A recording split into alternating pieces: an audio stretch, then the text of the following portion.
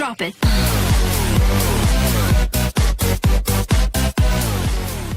Teman-teman, perkenalkan nama saya Vivian Putri Tenandari, salah satu anggota dari KKM 73. Assalamualaikum semuanya, perkenalkan nama saya Iski Yuan Andari dari anggota KKM 73 yang berdomisili di kota Serang. Halo teman-teman, nama saya Egi dari kelompok KKM 73. Di sini, saya dan teman-teman saya akan membahas mengenai Provinsi Banten. Hal yang akan kita bahas, yang pertama itu ada tempat bersejarah, yang kedua ada makanan khas Banten, dan yang ketiga itu ada kesenian dari Banten. Sebelum kita masuk ke videonya, jangan lupa like dan share video ini. Halo teman-teman, sekarang saya akan menjelaskan beberapa tempat bersejarah di Banten ini. Yang pertama itu ada Masjid Agung Banten. Selain menjadi salah satu destinasi wisata religi di Indonesia, masjid ini juga merupakan salah satu destinasi wisata sejarah di Banten. Banyak sekali nilai sejarah yang dimiliki oleh masjid yang satu ini.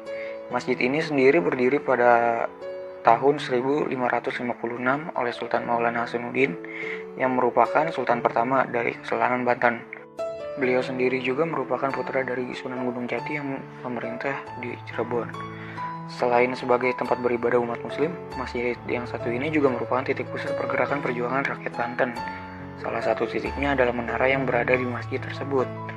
Selain berfungsi untuk mengumandangkan azan pada saat sholat telah tiba, menara tersebut juga merupakan salah satu lokasi penyimpanan senjata. Meskipun kini fungsi dari menara tersebut telah berubah menjadi semacam gardu pandang untuk menikmati keindahan alam kawasan tersebut. Jika kita lebih jauh, maka arsitektur Masjid Banten ini bisa dikatakan cukup unik dan menarik.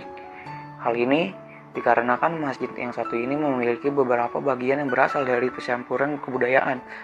Salah satunya adalah atap dari masjid ini yang bersusun 5. Sekilas, jika dipandang mirip dengan pagoda. Hal tersebut merupakan karya dari arsitektur Cina, yaitu Chet Banchut. Kini kawasan masjid ini sering dikunjungi oleh wisatawan yang tak hanya ingin menikmati keindahan pemandangan yang ada, namun juga ingin berziarah mengunjungi beberapa makam yang ada di kawasan masjid ini. Yang kedua, itu ada Benteng Spillwich. Benteng ini merupakan salah satu benteng yang cukup terkenal di kawasan Banten. Ada beberapa hal yang membuat benteng ini menjadi unik dan berbeda dari yang lain. Salah satunya adalah mengenai arsitek. Yang merancang dan membangun benteng ini, ada yang mengatakan bahwa benteng ini sendiri dibangun oleh arsitek yang diperintah oleh Sultan Agung Srikrayasa, yaitu seorang yang keturunan Tionghoa, yang kemudian bergelar Cakradana.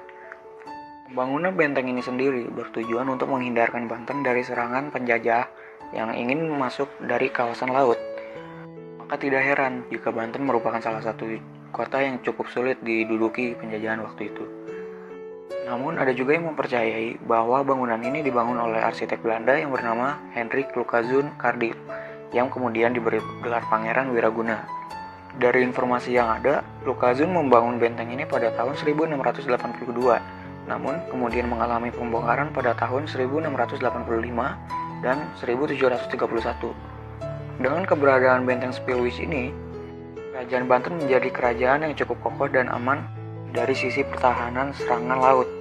Namun yang sangat disayangkan adalah kondisi dari benteng ini yang telah rusak. Ada banyak bagian yang telah menghilang dimakan usia, namun masih ada beberapa sisa bangunan yang dapat ditemukan. Kita bisa berkunjung ke kawasan ini untuk sedikit melihat kondisi dari benteng yang satu ini. Nah, yang ketiga ada Keraton Surosoan. Tempat wisata sejarah di Banten yang satu ini memang cukup unik dan berbeda dengan yang lain. Kawasan wisata yang satu ini merupakan salah satu dari beberapa kawasan wisata budaya di Indonesia yang cukup menarik untuk dikunjungi. Keraton Surosoan ini sendiri pertama kali dibangun sekitar tahun 1522 sampai 1526. Pembangunan keraton ini sendiri sangat berhubungan erat dengan pemberian kawasan pemerintahan oleh Sunan Gunung Jati kepada Sultan Maulana Hasanuddin. Beliau kemudian melakukan pembangunan Keraton Surosoan ini sebagai salah satu pusat pemerintahan Kesultanan Banten. Jika diperhatikan, keraton ini sendiri memiliki ciri khas keraton Jawa yang sangat terkenal. Penataan lokasi alun-alun, kemudian penempatan tempat ibadah, penempatan pasar, dan penempatan bagian-bagian yang lain. Meskipun kini Keraton Surosoan telah hancur karena serangan dari Belanda dan hanya menyisakan puing-puingnya saja. Namun kita masih bisa menikmati keindahan suasana dan sedikit sisa-sisa kemegahan dari kawasan keraton ini sendiri. Kini, kawasan Keraton Surosowan yang menjadi salah satu destinasi wisata yang cukup sering dikunjungi oleh masyarakat Banten, terutama pada saat musim libur.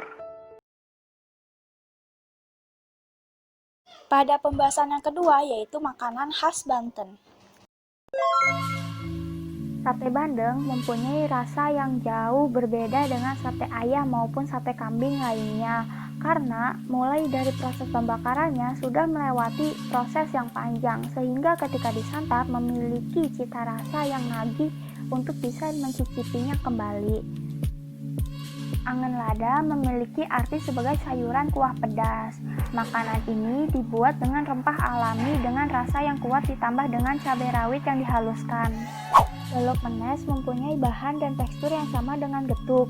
Jika pada getuk akan ditemukan parutan kelapa di atasnya, maka pada balok menes menggunakan serendeng sebagai toppingnya.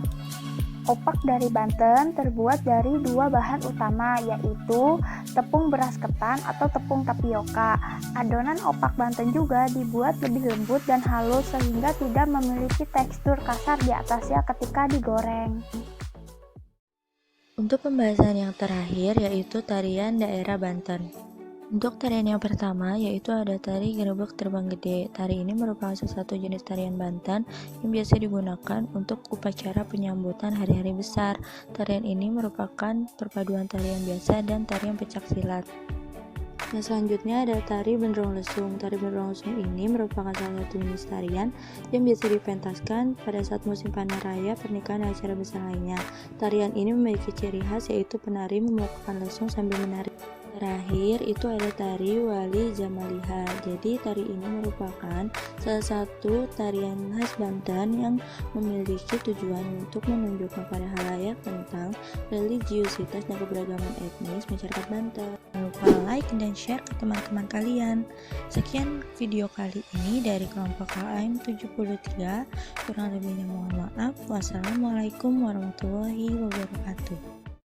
Terima kasih bagi yang sudah menonton.